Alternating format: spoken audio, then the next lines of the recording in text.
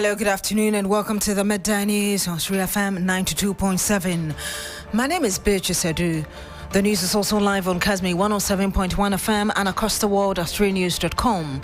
Coming up in the next 30 minutes.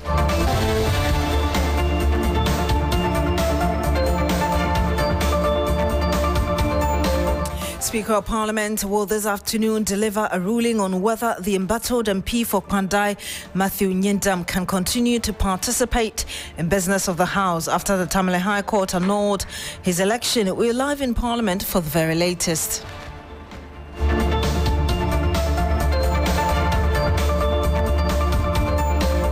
Also coming up, Ghana condemns military takeover in Guinea-Bissau, describing the action as an unlawful and dangerous assault on democratic governance.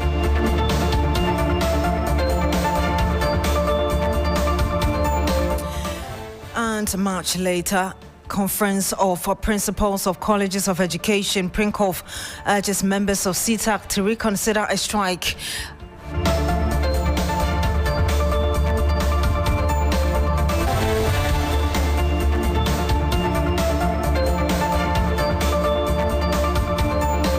Let's start from here. The government of Ghana has issued a strong condemnation of the military takeover in Guinea-Bissau, describing it as an unlawful and dangerous assault on democratic governance. A group of soldiers on Wednesday announced the takeover of power and the arrest of of the president, Imaro Sissoko Embalo. A statement issued by the Ministry for Foreign Affairs condemned the coup, stressing that the act disrupts the electoral process that followed the peaceful presidential and legislative elections held on November 23, 2025. Ghana also expressed profound concern over what it described as, quote-unquote, a brazen attempt to subvert the will of the Bissau Guinean people, noting that the coup has interrupted the country's democratic trajectory and obstructed the expected announcement of election results scheduled for today, the 27th of November 2025. The statement called for the immediate restoration of constitutional order, urging all actors in the country to respect the electoral process. It emphasized that any concerns arising from the elections must be resolved peacefully and through legally recognized mechanisms. The government appealed to the people of Guinea-Bissau to remain calm, exercise restraints, and avoid actions that could escalate tensions.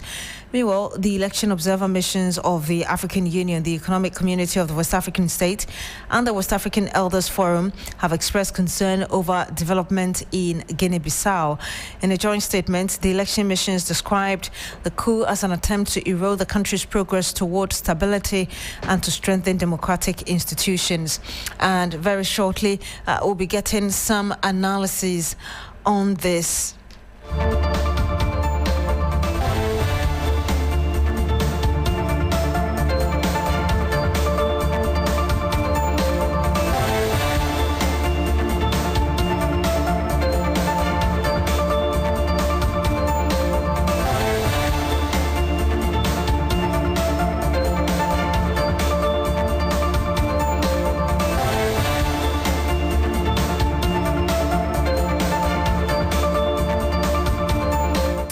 Now, the Conference of Principals of Colleges of Education, PRINCOF, is urging members of the Colleges of Education Teachers Association to reconsider a strike. Now, CTAC on Monday declared a nationwide indefinite industrial action over unresolved grievances pertaining to some aspect of the conditions of service. Let's listen to the president of PRINCOF, Professor Samuel Atintonu, speaking earlier to the press. I talked about infrastructure constraints in the colleges.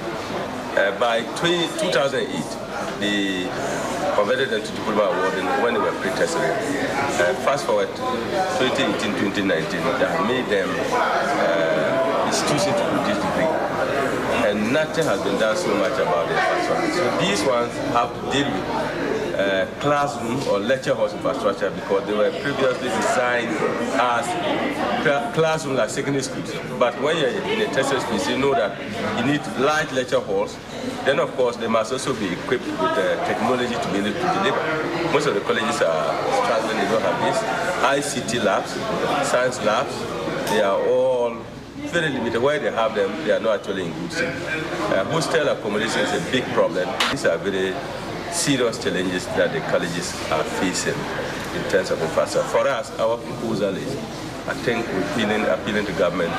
They did well last year. By increasing the vote, usually it comes around 300,000, 400,000. It became 1 million last year, at least for each college. Since we are the new people, if we establish a new tertiary institution, like a university, government gives a seed money.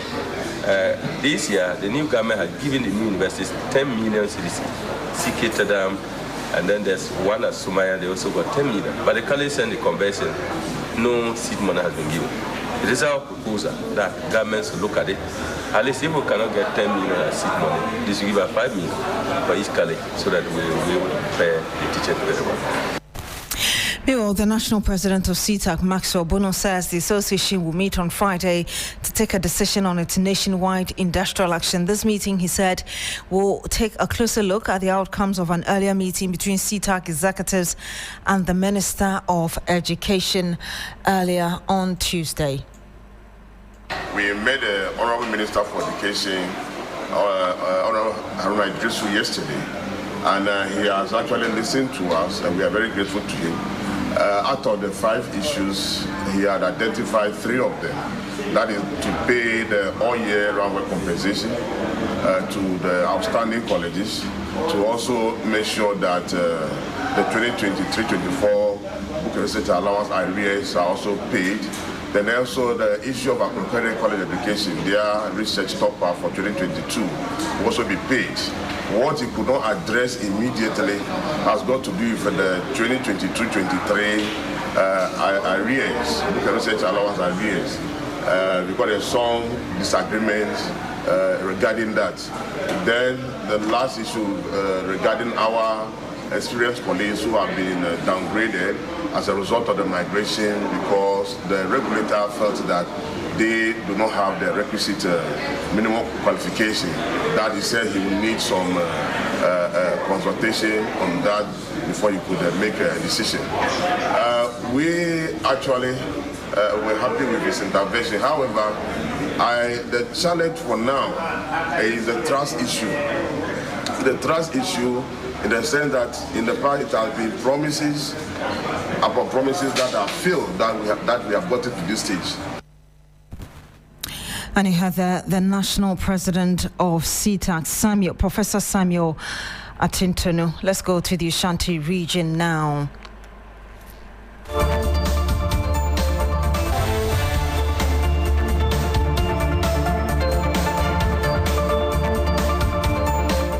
Now, the Bosome Frehon District Assembly in the Ashanti region has intensified efforts to combat illegal mining, issuing firm directive to all small-scale miners to submit the operational licenses for verification and assessment. Ibrahim Abubakar is our man following this. He joins us live on the line. What more can you tell us? Well, Beatrice, I can tell you that Bosome Frehon is one of the most areas that have been severely impacted by illegal mining in the Ashanti region. You go there, you realize hundreds of acres of land have been degraded, and several water bodies they have also been polluted by the activities of these illegal miners. So that's why the Assembly is renewed and fight against illegal mining is launching a dual strategy against the menace. So one, it is looking at combining strict enforcement with collaborative land restoration. So it has issued an ultimatum to all the miners in the area, both registered or unregistered, to submit their documents so that they will be able to separate the two, and they will also be monitoring their activities. And secondly, they are also trying to partner with these miners to ensure that they reclaim all degraded land so that they will be able to preserve the land and also other water bodies. So that is the engagement that is currently being done, because they are also looking at not contracting people who have not destroyed the land, but the same people whose activity have somehow impacted the land will be involved in the reclamation efforts. The Chief Executive Officer for Bosome Frehon, Dr. Kubi, and also some of the leadership of the miners have been speaking to us with regards to this new approach. Let's listen to them. we want to regulate and monitor the activities they are doing, whether are they in line with the directives given by the President of the Republic of Ghana, so that we are able to monitor the activities. Anyone who defaults the activities he or he is doing, then the Assembly has set aside a task force monitor team that will be moving around to the various communities and the various places where these small-scale miners are doing their activities. Anyone who go contrary against the rules and regulations will be sent to court.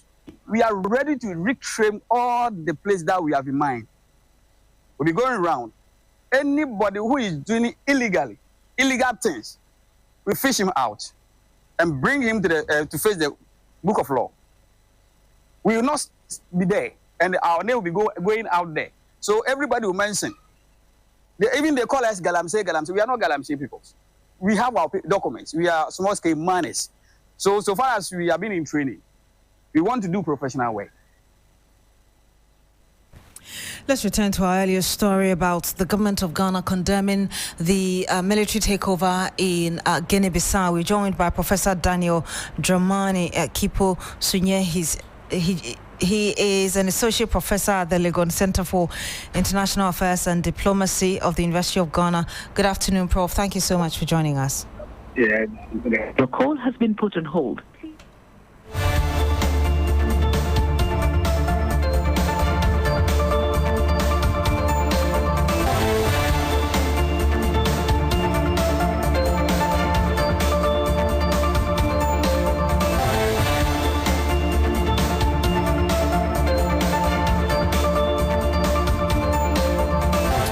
And we'll bring you that conversation later. Now, the mother of the 8-year-old girl who died in Wednesday's early morning fire at the Dansoma market says she had briefly stepped out to get food around midnight when the incident occurred. Joseph Armstrong Goldalogby reports that investigations to determine the cause of the fire are currently ongoing.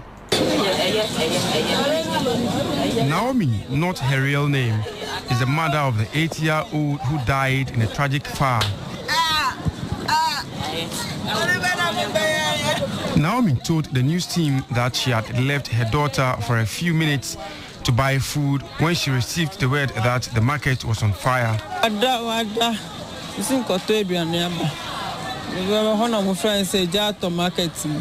I left her to buy food when I received a call that the market is on fire. But when I returned, it was too late.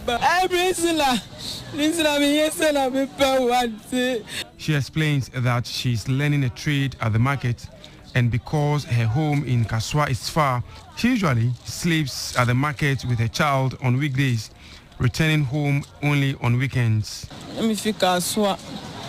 I come from Kasua, so I sleep at the market and go home on weekends. Thousands of traders, mostly dressmakers, lost hundreds of Ghana cedis worth of items. Akos is a fashion designer.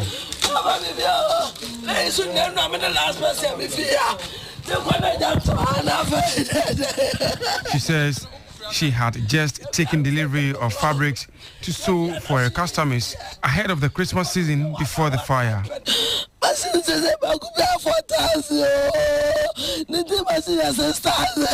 Sewing machines are now very expensive. How am I going to start all over again? Later in the day, the Minister for Gender, Children and Social Protection, Agnes Lati, visited the scene to sympathize with the affected traders. For this trader, losing 3 separate containers filled with customers' materials has left her devastated. The minister assured traders of government commitment to support them to return to business. Largely, women are those who are affected. And you know, especially where they are single mothers, you know what the market means to them. Some go on daily basis, and that is where they get their daily bread. So we can't keep the place locked up for a very long time. Whilst my sister from Maslock and I work on what can be done for those that are within our means to immediately help, whilst we wait for the full report, we'll do that. And then we are also offering the psychosocial support to those who are badly affected, like one person having 3 stores and then the loss of life. MC for the area, George Kpakpo Aloti, announced that portions of the market will be reopened on Thursday, November 27th, following a meeting of the Municipal Security Council. About 30% of the market is gone. So yes, the 70 can start business tomorrow. The CEO of Microfinance and Loan Center, Maslock, assured of government assistance. We'll carry them along.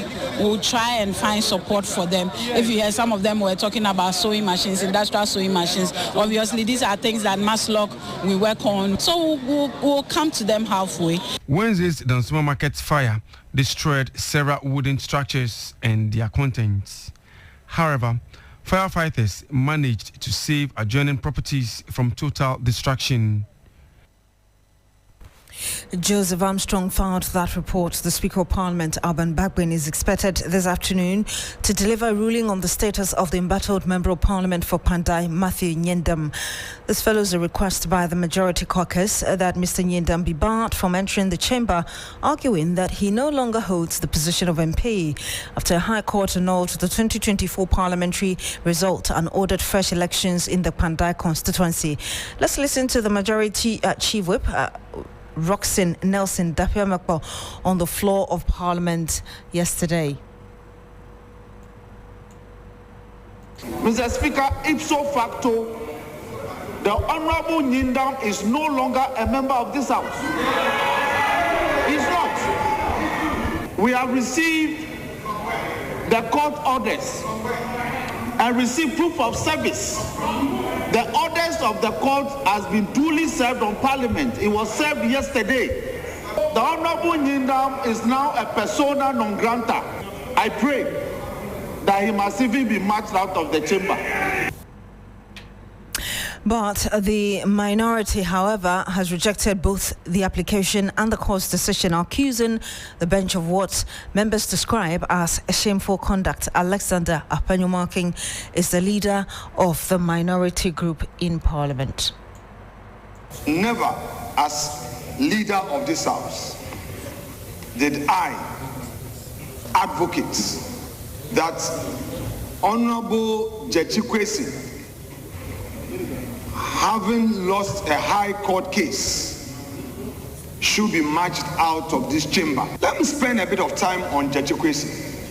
After the High Court ruling, and he filed an appeal and a stay of execution, this House never denied Beatrice his right of entry and his right to be heard.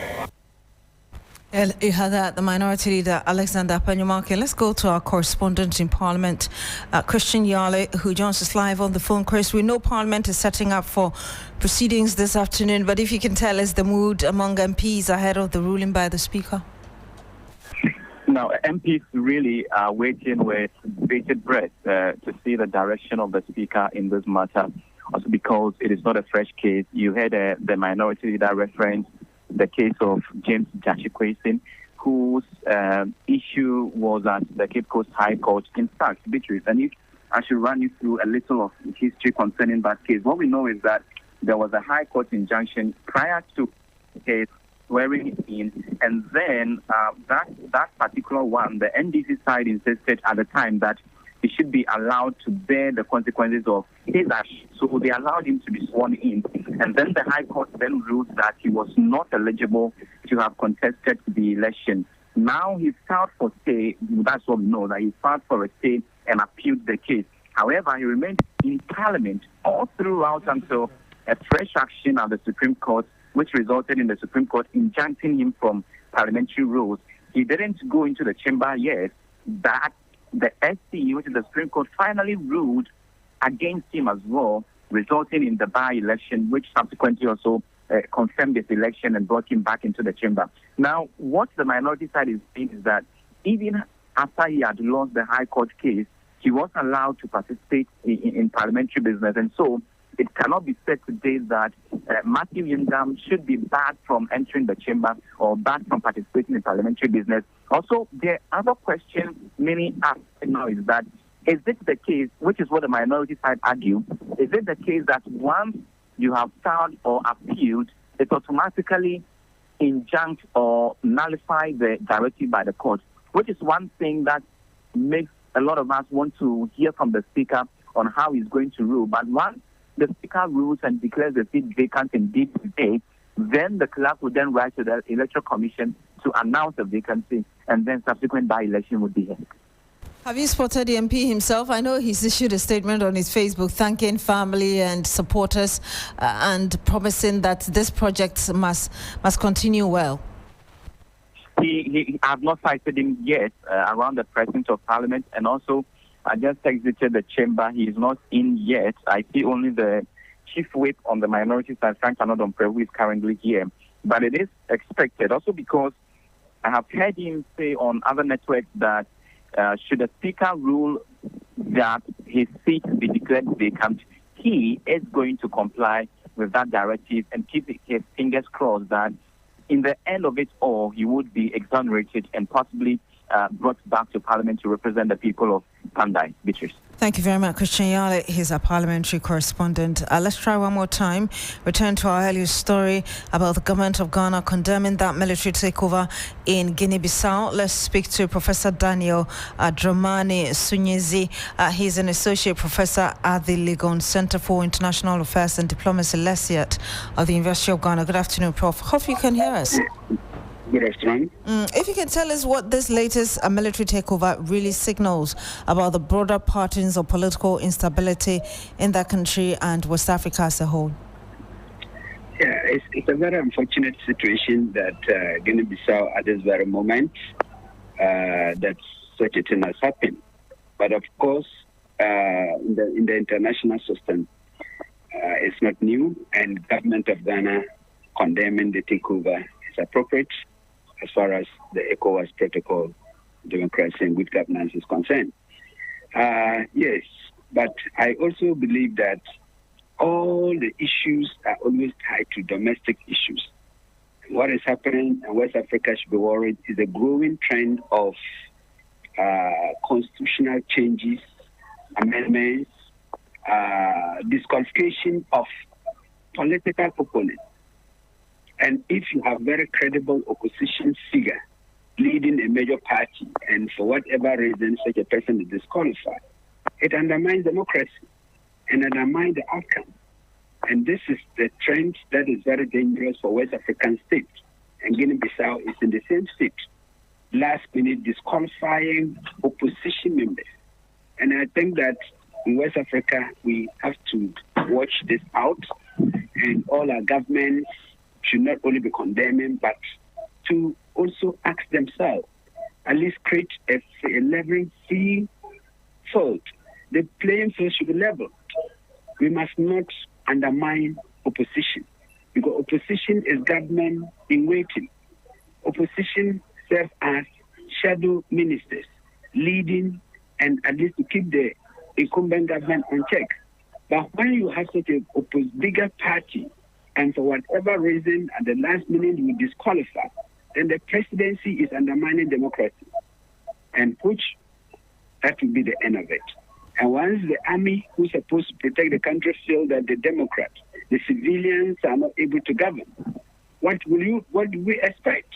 They will step in to stabilize the area. And once they stabilize, the military is not going away.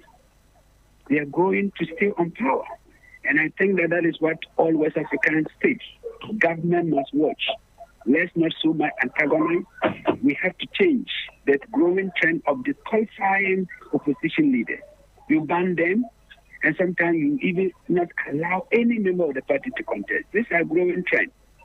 And I think that ECOWAS should not only be condemning, but we should develop interest to take the early warning signs and act promptly. Because The signs are always clear. They should act. They should act. Yes. Frankly, you say. And so, what are those practical steps you expect the regional and indeed the African bloc leadership to take towards this? Yes. One of them is this principle of non-interference in domestic affairs. I think that provision needs to be revoked, possibly modified. ECOWAS, once you see that there are manipulation, constitutional interpretation, banning political opponent, key 1, 2 are banned, ECOWAS must step in and restrain the president and restrain the ruling parties, that this provision will undermine democracy. And so you should allow the opposition to contest the election.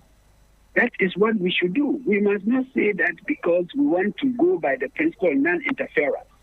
I think it is high time ECOWAS review that principle, intervene when you see that some countries are going offline. And that is the best way we can take measures to protect and promote democracy in West Africa. We should not always wait when the eventual takeover happens, they will come out to condemn. We must get in, stop it at the right time. That should be the best approach. What do you see as the implication of this for the sub-region itself? I mean, are people going to take inspiration from this? Of course, I think that sub-region democracy seems to be failing us, and gradually we're going this way. So it will get to a point that it will no longer be a surprise thing, but becomes a norm. That will become military rule, become our political culture. And that is where we are going, gradually. From the Sahel, it's coming down. And I think that unless we are also giving up on democracy and welcoming non-democratic governments, provided for me any form of government that is able to provide the needs of the people, that should be. And so we can redefine our ECOWAS protocols. As long as it's a government that provides the basic things, make life better, we should respect that, whether it's democratic or not. And that should be the way forward. My final question to you, beyond the statement issued by Ghana to condemn this takeover, what else do you expect from the country? Well, I believe that is all what we can do. Because once there's a new regime, if you continue condemning and taking action, you might, and at least Ghana relation with Guinea-Bissau will go down. So the condemnation should be, I don't think our government should go further than what they have done. Thank you very much. We ended here. You had Professor Daniel Dramani Kipo Yenzi. He's an associate professor at the Legon Center for International Affairs and Diplomacy, LESIAD, at the University of Ghana. And that's it for the news here on 3FM 92.7. My name is Beatrice. Thank you very much for joining us. Log on to 3news.com for more news. Good afternoon.